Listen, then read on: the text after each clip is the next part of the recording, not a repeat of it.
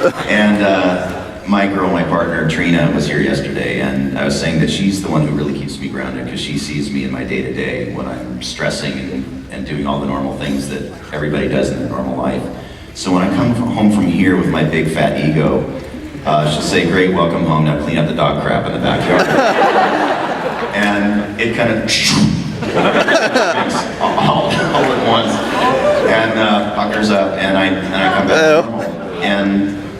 But I think that's really important for anybody who does anything in media, whether it's music or film or anything in media, where you start to get some level of fame. That you surround yourself with people who love you and know you for who you are and who you were before all of this happened. And that really helps me to keep grounded. And I have my son Jeremy is here with me. And Jared, stand up, Jeremy.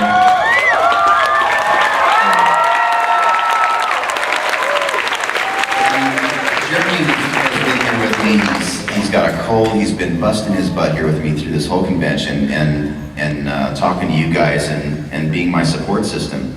And without my family here with me, I might go to the other side. I might go to the dark side, and so they keep me real, and I really appreciate that. So thanks, Jared. You're awesome, dude.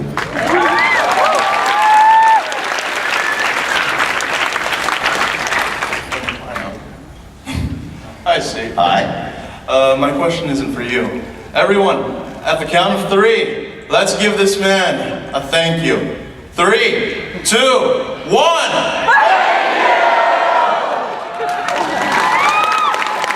I was about to say, let's jam.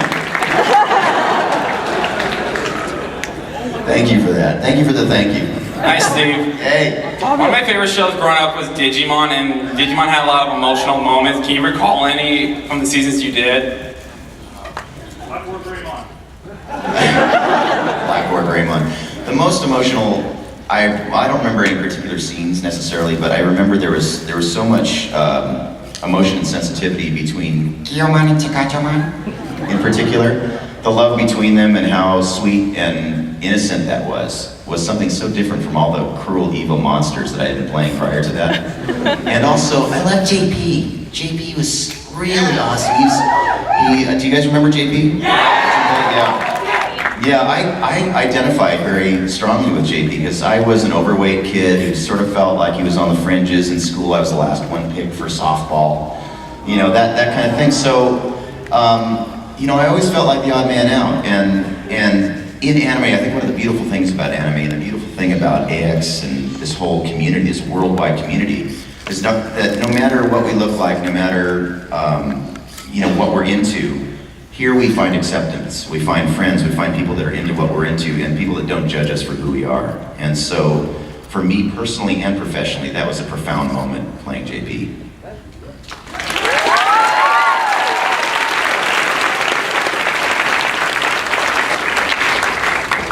Hi, Steve. So I know that you're really well known for all your badass roles like Zabuza and Orochimaru and Spike. But how does it feel to do characters like Liron? Or It's nice to take a trip to the lighter side. I love Liron, hun. Liron gave me one of my favorite lines of all time, which is when you screw it in, give it a hard, manly twist. Oh my God.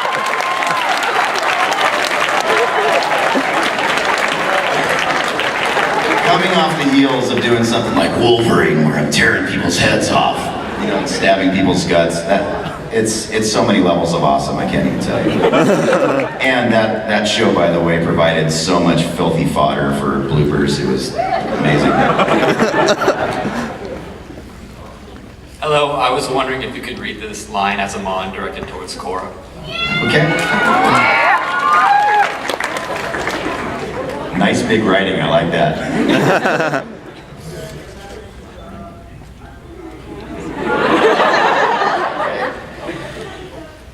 If you want to beat me and save your precious friends, then the only thing you need to do is beat me in a game of basketball.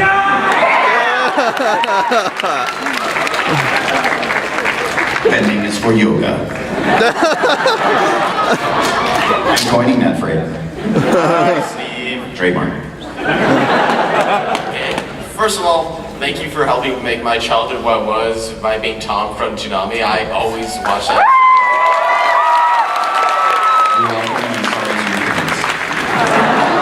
Anyways, what was the funniest blooper moment you've ever had? Like, or just tell one that was really funny. Blooper moment that I've ever had? Yeah. Probably not something verbal. It was when I was auditioning for one of the Spider-Man games. I was screaming as one of the supervillains. I don't know what he was at this time. I don't remember. But I was in mid-scream and I passed out. And they caught it on, they recorded it. And so you just hear,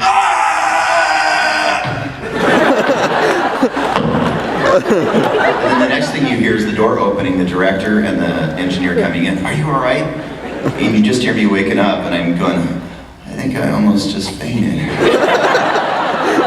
Okay. I said, no, dude, you did. You need to go to the hospital. And I said, no, I'm fine. They helped me up. They picked up the music stand. And I recorded like 3 more characters and I booked the job. Not that character, but a few. But the worst thing that happened was about 2 or 3 months later, I'm in another studio with another director on another show, and the director plays the reel for me. That sounds, these guys are passing it around all over town. Thank you.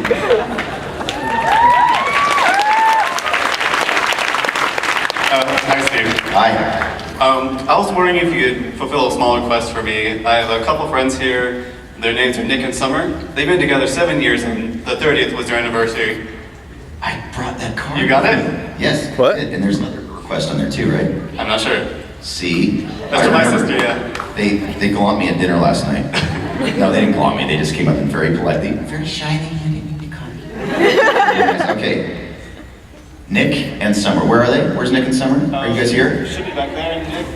Nick and Summer, happy anniversary. 7 years, right? 7 years. And I was told to say, you're awesome. And the other thing I was asked to say, happy belated friggin' birthday, Dylan. Now kill some free bags! All right? Hey Steve, Hey man, thanks for showing up to my first Anime Expo ever. thank you for coming. Congratulations, everybody welcome in, first Anime Expo. You have been glorified in heavens. And I have 2 things to ask you. Well, she said only, he said, I'm not sure. There's one question. Out of all the voices that you've ever done over the anime over the years, which anime would you recommend us to buy? Oh, how do I answer that question? Very honest. God. All of it. Well, you know, I'm partial to Cowboy Bebop. I would say if you've never watched an anime before, maybe try Cowboy Bebop because it does have that crossover into American animation, and it's a gentle entry into the anime world, right? Is that true? Yeah, so try Cowboy Bebop, I would say. Yeah, for normal. For lay people. Hi, I'm a longtime fan and kind of nervous. So I read an article in the Huffington Post that people that read books or watch movies take traits from the characters they most identify with and take it upon themselves and help them make critical choices in their life. And this is also true for actors in any sense where they pour and give and take. My question is, what did you pour from yourself into Spike, and what did Spike pour into you? Wow, that's a really heavy question. They kind of meld after a while, so I'm not sure which is me and which is the character anymore. And the great thing I think about voice acting, and I think this is probably true for most actors in any medium, is that to give a true performance, you have to give a piece of yourself anyway. For Spike, I kind of gave the badass thing that I always imagined myself to be as a little kid but could never really achieve.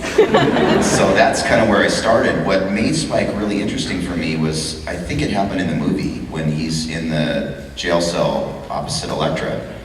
And they're having this conversation. He has to go down to a deep, sensitive, vulnerable place. And to take that character that was kind of easy for me to go badass, you know, and the whole fighting thing, something I always imagined in my head to something vulnerable. Oddly enough, the vulnerability was more uncomfortable for me to bring to it.